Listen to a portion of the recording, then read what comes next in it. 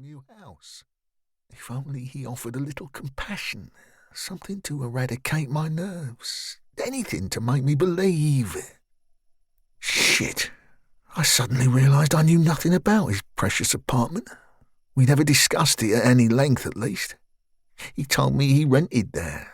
It was how he landed his new job because he worked for the same estate agents before, but apart from that I didn't know the first thing about it. Why hadn't I asked him before? Simple questions. How big is it, or how far from the tube station? Damn it. I had no idea about where he would stay during the week. Attempting to raise my spirits, I asked Matt if he thought our house sale would go through by June, and I cheered myself momentarily whilst explaining our new adventure to George. However, as the train approached, I'd lost track of time and couldn't ask Matt anything else. The apartment would have to wait. Oh, that bloody apartment. He hugged us one last time, a final embrace, before climbing aboard. Feeling myself shaking, I wondered if Matt detected it too. He quickly boarded the closest carriage and within seconds appeared at a window, waving to us on the platform.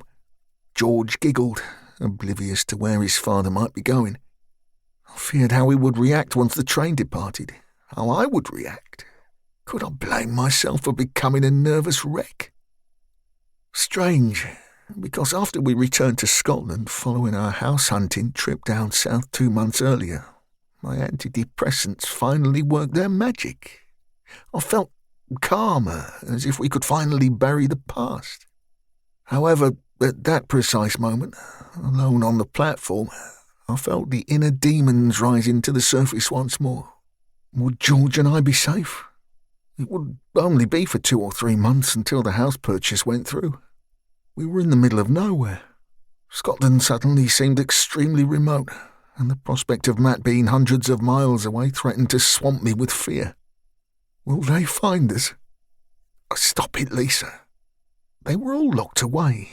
Well, apart from his wife, but DCI Small repeatedly informed us she'd fled the country and would be mad to come back. But she is mad.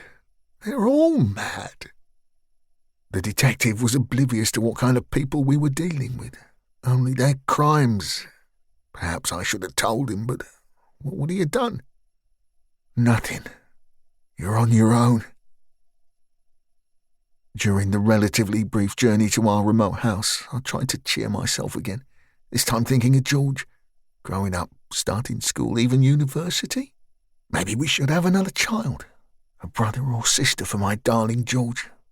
Yes, I decided to talk to Matt about it as soon as we settled. Surely he would agree to that idea. A proper family living in a lovely village with 2 perfect children.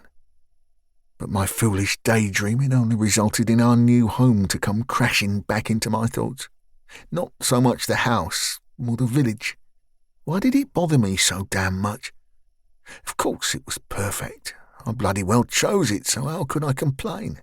Quintessential British countryside at its finest, surrounded by rolling hills, complete with a cute little church and a thatched pub overlooking the village green. We had already made friends on our house hunting trip too. Everything should be flawless. However, although the location was idyllic and the school sounded perfect for George once he reached the required age, the fact remained Matt had been the first to suggest that area.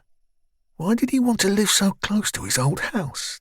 That house, that family, and the property he selected for us to view. He thinks I'm bloody stupid. As soon as he showed it me online, I knew exactly why. It was the house he and Amelia were interested in. Hadn't they even put a deposit down? I often overheard Amelia and Tracy talking about it in the office.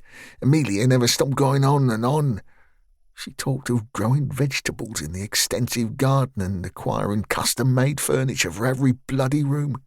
Did he seriously expect me to move into a house that he and his crazy wife once contemplated buying together?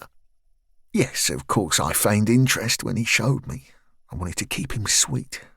But I already knew the village I desired, so I decided it was best to go through the motions of viewing his house as the perfect foil to view mine. My place made absolute sense, especially after seeing it in person and the aftermath of our trip to the pub to celebrate.